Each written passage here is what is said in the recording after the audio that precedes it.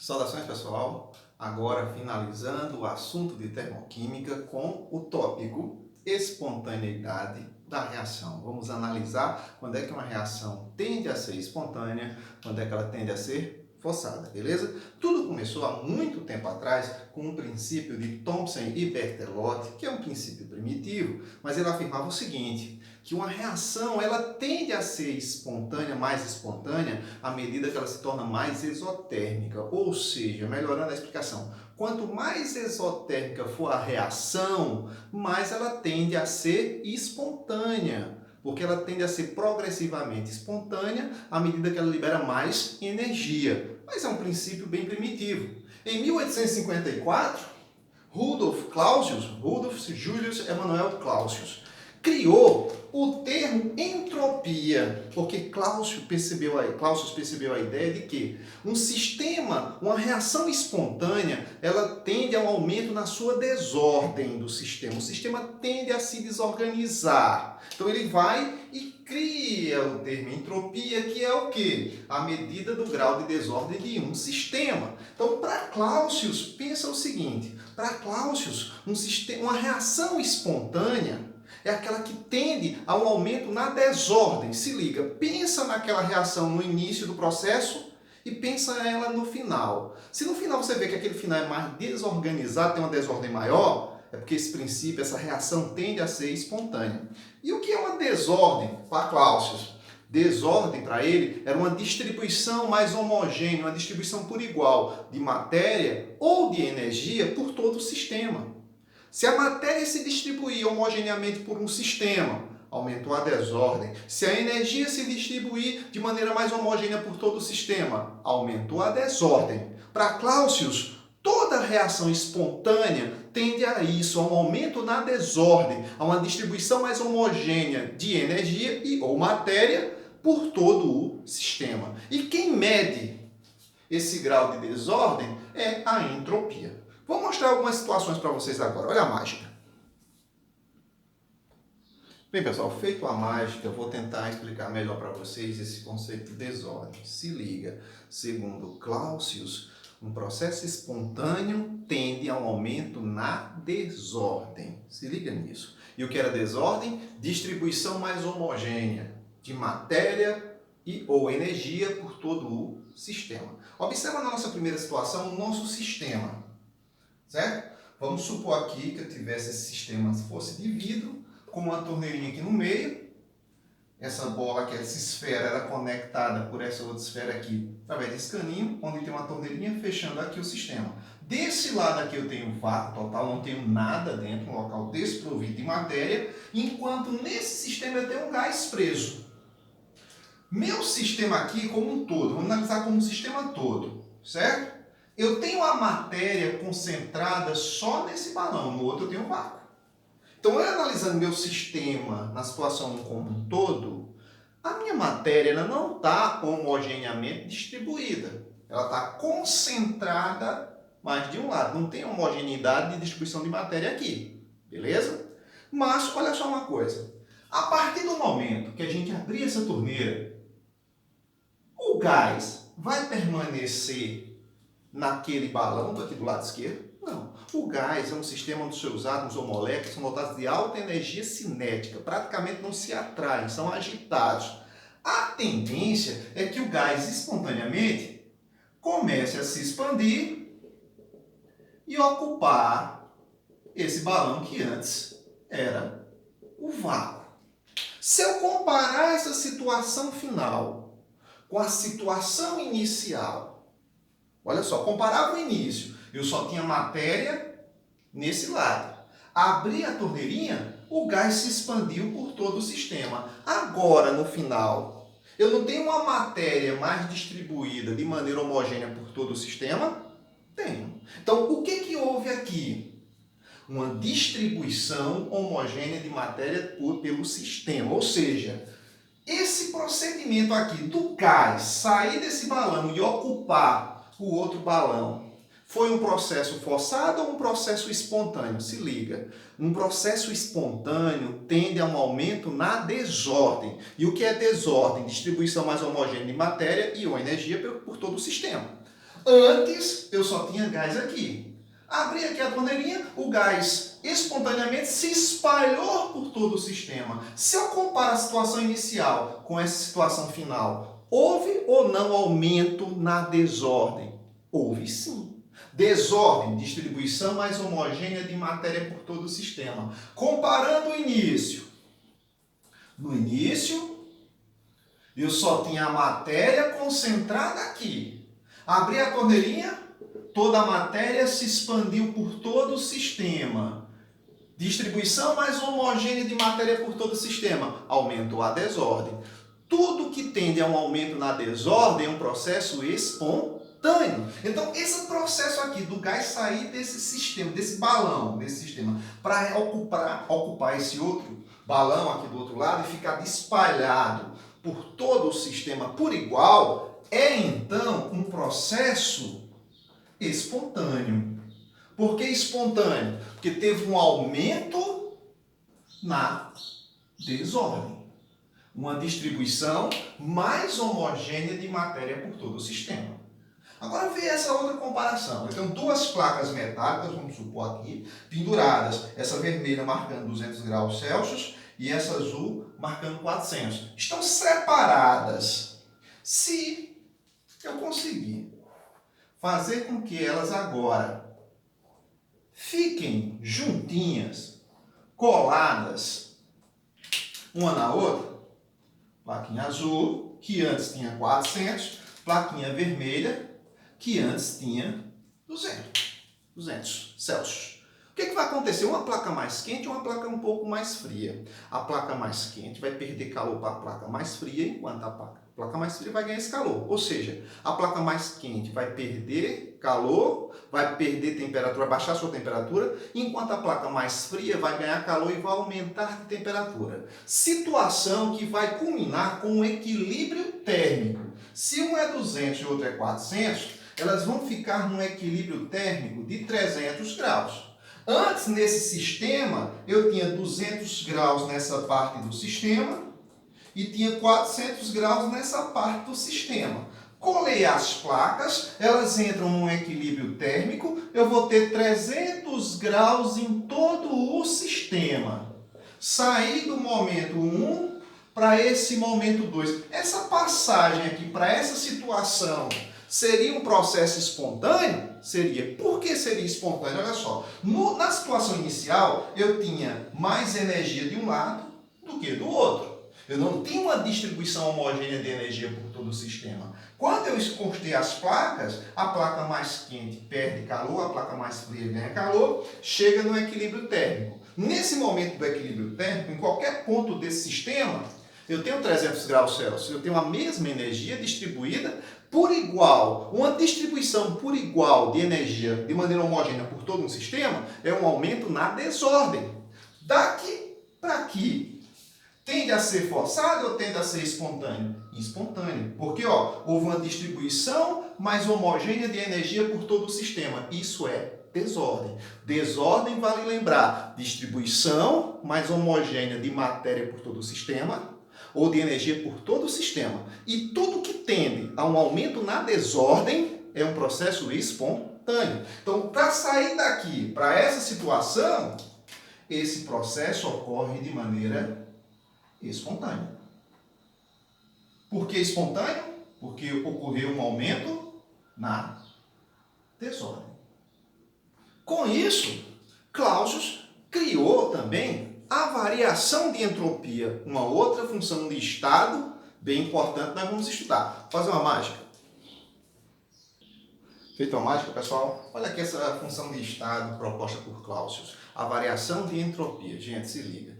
Não é o nosso objetivo encontrar a entropia absoluta de nenhum sistema. Não temos como fazer isso.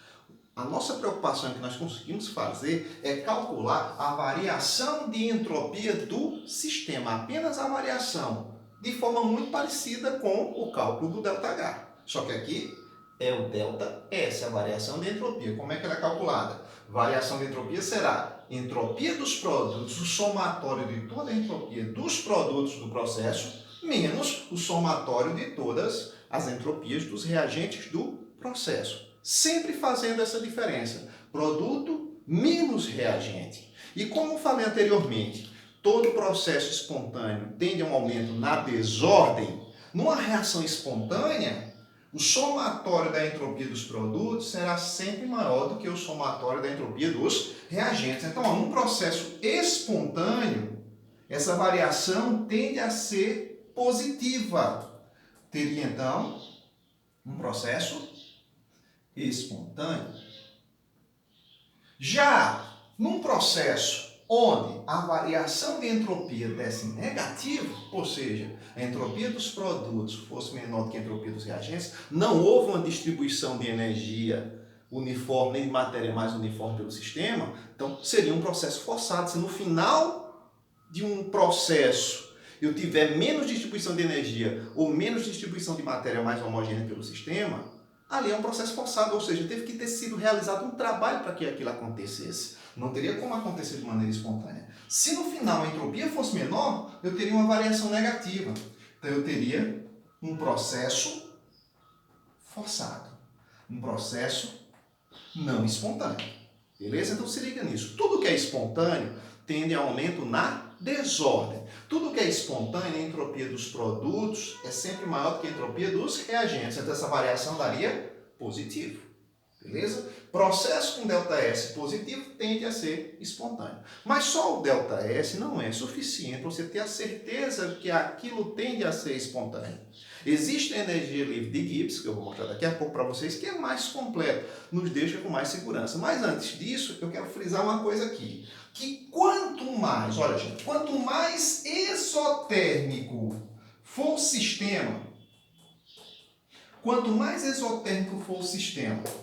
e quanto mais desordem acontecer, quanto maior for o valor do ΔS, mais espontâneo aquele processo tende a acontecer. Então, à medida que ele se torna mais exotérmico e que a variação de entropia cresce, dá maior do que zero, quanto maior, melhor, mais aquele sistema tende a ser espontâneo. Porque tudo que é espontâneo, segundo Clausius, tende ao aumento no grau de desordem do sistema, tende ao aumento na entropia. Vamos falar de energia livre de Gibbs? Olha a mágica. Feito a mágica, pessoal, chegamos aqui na energia livre de Gibbs. Essa daqui, a nível de ensino médio, é a maneira mais segura que nós temos para afirmar que aquele processo tende a ocorrer de maneira espontânea ou a ocorrer de maneira forçada. Antes de chegarmos nela, vamos reforçar o que eu falei anteriormente. Se liga.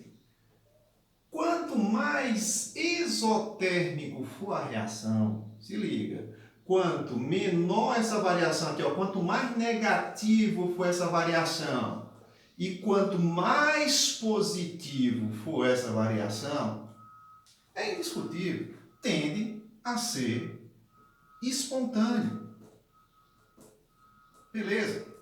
Mas quando nós temos as seguintes situações, ΔH negativo, ΔS negativo, ΔH positivo, ΔS positivo, fica difícil prever se o processo é espontâneo ou forçado. E tendo essas situações, se eu usar a energia livre de Gibbs, nós vamos conseguir determinar quando esse processo tende a ser forçado ou quando esse processo tende a ser espontâneo. Como? Primeiro ponto, se liga numa coisa aqui na energia livre de Gibbs. O que seria essa energia? A energia livre de Gibbs é a energia máxima que pode ser retirada de um sistema para a realização de um trabalho útil. Gibbs percebeu que num processo espontâneo, se liga, num processo espontâneo, um processo que ocorre espontaneamente, o ΔH dele, a variação de entalpia desse sistema espontâneo, uma parte dessa energia, dessa variação, ela era utilizada para organizar o sistema, chamada energia organizacional. Então, o Gibbs percebeu que se pegasse a variação de energia do sistema e subtraísse dela a energia que se perde para organizar o sistema, ia sobrar uma energia chamada de energia livre. Se liga. O conteúdo energético do sistema, a variação de entalpia do sistema, que ocorre de maneira espontânea, uma parte dessa energia liberada, ela era usada para organizar o próprio sistema. E Gibbs percebeu que se ele pegasse a variação de entalpia desse sistema e descontasse a energia organizacional, sobrava a famosa energia livre de Gibbs. Beleza? Então ele criou uma relação importante entre ΔH e ΔS e criou uma terceira grandeza, o famoso ΔG, a variação de energia livre de Gibbs. Olha só. Gibbs diz, a sua variação de energia livre, o famoso ΔG, a quantidade máxima de energia que eu posso retirar do sistema para a realização de um trabalho útil. O ΔG, a energia livre de Gibbs, seria nada mais nada menos do que a variação de entalpia do sistema menos a energia organizacional do sistema. Quem é a energia organizacional do sistema? Seria a temperatura absoluta do sistema em kelvins, no qual a reação aconteceu, multiplicado pela variação de entropia do sistema. Olha só, relacionou ΔH e ΔS e criou uma terceira grandeza, a energia livre de Gibbs. O máximo de energia que pode ser retirado de um sistema para a realização de um trabalho útil. Se liga na energia organizacional. Isso aqui, esse produto aqui, temperatura absoluta vezes a variação de entropia do sistema, é chamado energia organizacional. É a energia que o sistema iria gastar para se organizar. Se descontar da variação de entalpia do sistema a sua energia organizacional, o que sobra? A energia livre de Gibbs. Essa terceira grandeza, ela consegue nos dar subsídios para conseguir prever quando o sistema tende a ser espontâneo ou tende a ser forçado de maneira mais segura. Até nessas situações aqui nós conseguimos prever. Porque uma coisa é certa, quando você tiver ΔH negativo e ΔS positivo, aqui ninguém se discute. É sempre espontâneo. Quando o ΔH for positivo e o ΔS for negativo, sempre forçado. Não se discute isso. Isso aqui morreu. ΔH negativo, ΔS positivo, sempre espontâneo. ΔH positivo, ΔS negativo, sempre forçado, não espontâneo. Agora, quando todo mundo for negativo ou quando todo mundo for positivo, usando essa terceira grandeza, eu consigo prever situações onde é que ele será espontâneo, onde é que ele será forçado. Vou mostrar para vocês. Olha a mágica. Feito a mágica, a gente conta com ação. O que a gente não vai discutir mais é isso aqui, ΔH negativo, ΔS positivo, processo espontâneo. Nem se preocupe. Já quando o ΔH for positivo e o ΔS negativo, processo não espontâneo, processo forçado. Isso aqui não é o nosso problema. O nosso problema é aqui. Quando o ΔH for positivo e o ΔS for positivo, ou quando o ΔH for negativo ou o ΔS for positivo. Tá certo? Ou negativo. Isso acontecendo, tem como descobrir se o processo é forçado ou espontâneo. Calculando o ΔG. Quando você fizer o cálculo ΔG, que é ΔH menos T vezes ΔS, ou seja, a variação de entalpia do sistema menos a energia organizacional, que é a energia livre de Gibbs, se você fizer o cálculo e ela der negativa em qualquer uma dessas situações, é porque o processo é espontâneo. E se você fizer o cálculo do ΔG e ele der um valor positivo, processo não espontâneo. Fez o cálculo do ΔG, que pode acontecer, e ele deu igual a zero, ou seja, eu tenho equilíbrio no sistema. Reação direta e inversa ocorrem com a mesma velocidade. Então, recapitulando, fez o cálculo do ΔG, a energia livre de Gibbs, o máximo de energia que pode ser retirada do sistema para a realização de um trabalho útil. Se ele der negativo, é indiscutível, processo espontâneo. Se ele der positivo, processo forçado. Deu zero, equilíbrio químico. Nessas situações aqui, onde é que ele vai dar negativo, onde é que ele vai dar positivo? Se liga nisso aqui. Quando todo mundo for positivo, foi todo mundo positivo, ele só vai ser espontâneo em altas temperaturas. Associa o sinal para facilitar, para que você não esqueça. Maior do que zero, maior do que zero. Quando a variação de entalpia, variação de entropia maior do que zero, for tudo maior do que zero, ele só é espontâneo em, setinha para cima, alta, elevada, temperatura. Aí ele se processa de maneira espontânea. Ok? Já se eu tiver baixa temperatura, em baixa temperatura, forçado. Provavelmente ΔG positivo. Eu só consigo ter um ΔG negativo aqui, fazendo com que ele se processe de maneira espontânea, em alta temperatura. Em baixa temperatura ele é forçado. Então associa isso. Quando todo mundo for positivo, ele só consegue ser espontâneo em alta temperatura. Agora, quando todo mundo for negativo, quando todo mundo for negativo também me ajuda. Todo mundo negativo, sinal do menor. Então, em baixa temperatura,